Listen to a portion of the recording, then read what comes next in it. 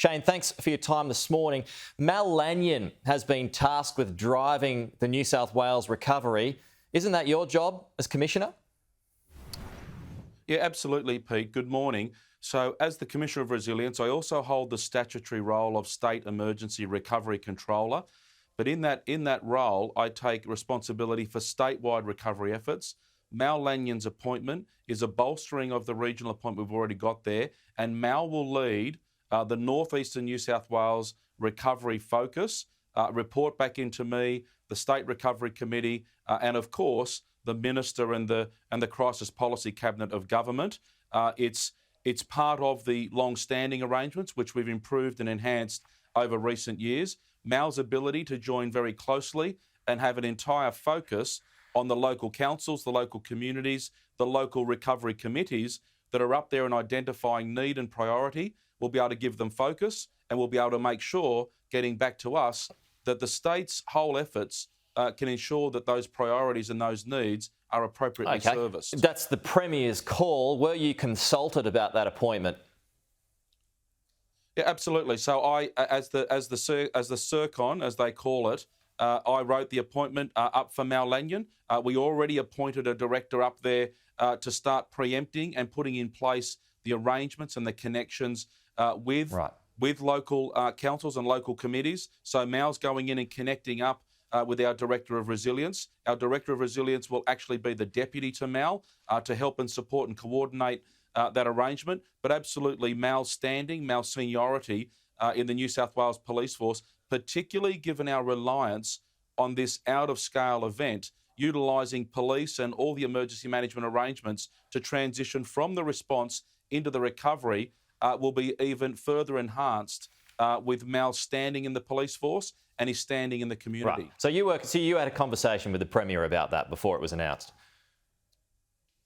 No, I didn't. I actually spoke with the head of the public service, who had been receiving feedback from the Premier's travels up in northern New South Wales about the idea of appointing Mal Lanyon. And of course, I thought that was a great idea, and I put that appointment into effect. So you weren't disappointed? You didn't feel like you were being undercut there? No, look, as I said, the idea to put Mal in place is a good one. And as I said, I effected that appointment this week. Mal and I have spoken. Mal's up in the northern area today. He'll be back this afternoon.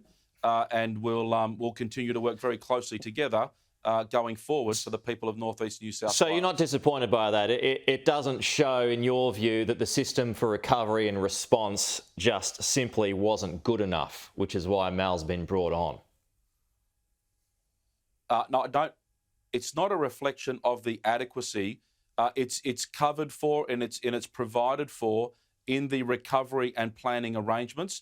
We can't afford to confuse, and it's really disappointing that some of the confusion around who's leading the response versus the recovery has featured as some of the central debate this week. It is unequivocal that just like bushfires, Pete, when you and I spoke, in my previous role, the Rural Fire Service led bushfire response effort. In storm and floods, the SES and Commissioner Carleen York leads all the flood and storm response efforts, and we all get in behind and support the lead agency. But when it comes to recovery, and as we transition to recovery, in my role as Commissioner of Resilience, in my role as the State Recovery Controller, we absolutely take charge and lead the very long, the very extensive and the very complex effort that is around recovery from disasters. Well, what's the difference, though, between response and recovery?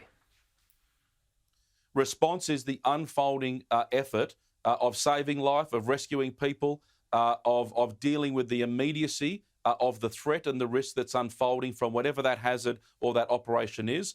The recovery is where we transition into taking stock of the enormity of the toll, the damage, the resultant effort that's going to be required to clean up, to repair, to reconstruct, rebuild our communities. But most importantly as well, under the backdrop of that, is how do we help heal, given the extraordinary psychological and emotional toll that's been occasioned from this unprecedented disaster. The problem, though, Shane, that the people just see the money here. Taxpayer, quite rightly, people see taxpayer funds totalling $790 million a year. That's at your disposal, yet you've still got up to some 5,000 people who remain homeless. You've got more without power, more without supplies. So is that a failure of leadership? Not at all, Pete. And as a matter of fact, if people were startled at $700 million being in my budget, which is 92% or more of my entire budget, which is allocated to grants and programs and the coordination and distribution of money across organisations, agencies, local governments, they'll be even more startled when they realise my budget's grown to more than $1 billion, given the success we've had very quickly between the Commonwealth and the state government to announce and confirm some very significant funding support packages. We've had another $400 million already announced expeditiously in relation to clean-up, support for councils, small business grants, primary producer programs, all these sorts of things that we know are going to be critical right from the outset. And having them in place many weeks, indeed months in some cases, earlier than what would historically be the case in these sorts of things is indicative of the proactive and preemptive work, but also the execution to those that are so heavily impacted and displaced by what's been unfolding. Okay. We're already meeting with the Premier and the State Committee and the State Crisis Committee about a range of other programs and supports that are going to be critical over the coming weeks, over the coming months, as people start working through the different stages of this very complex and very distressing and very difficult recovery process. Okay. In 2020, your successor at the Rural Fire Service, Bob Rogers, told the Bushfire Royal Commission the RFS had introduced a state-of-the-art communications system. The tender was won in 2019 on your watch. Why have you not overseen the introduction of the same technology for use in the management of the flood response? Sorry, what's that question again, Pete? I don't understand your question. Okay, so to back things up, so in 2020, your successor, right, Bob Rogers, he told the Royal Commission into the bushfires the RFS had introduced a state-of-the-art communication system, and that tender was won on your watch. So why not introduce that technology for your management of the flood response? So why not double it up, use it again? Okay, so I don't mean to be repetitive. I don't manage the flood response. The flood response is managed by the State Emergency Service. State-of-the-art communications platforms and technologies, the rollout of the platform for radio communications and platforms is a whole-of-government strategy, a multi-billion-dollar program that's been rolling out.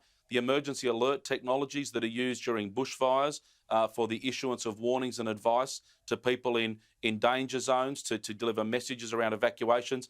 They're used by both the Rural Fire Service in their lead work with bushfires, as well as the State Emergency Services they have been using over the last week or so, particularly with this ongoing flood event. I'm happy to get more details, Pete, offline, but I'm not 100% sure on the particulars that you're referring to there. Just a final one here. Your mission statement mentions prevention and recovery.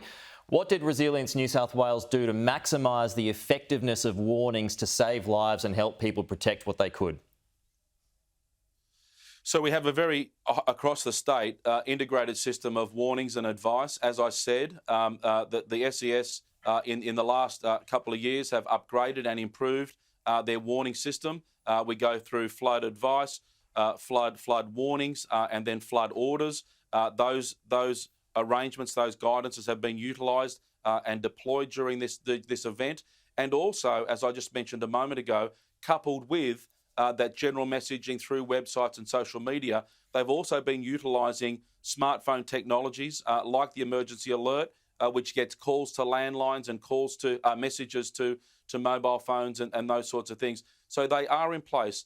And in terms of our remit, the government in creating this organisation also identified that as we look to the future, we know that the science is signalling more frequent and more intense weather events, longer and more protracted disaster seasons. So how do we start mapping across the state, identifying vulnerabilities and susceptibilities, and how do we start planning longer-term meaningful investments in programs, in awareness, indeed in investments in activities and construction and infrastructure to help improve the viability, the sustainability, the resilience of local communities to better withstand disasters and events that happen. Okay. Of course, this flood event up in the north was unprecedented. It was unforecast, and it happened like we've never seen before in an area that floods regularly in the past. But this is unprecedented, and we simply can't lose sight of that, Pete. Shane Fitzsimmons, thanks for your time. We'll talk to you again soon.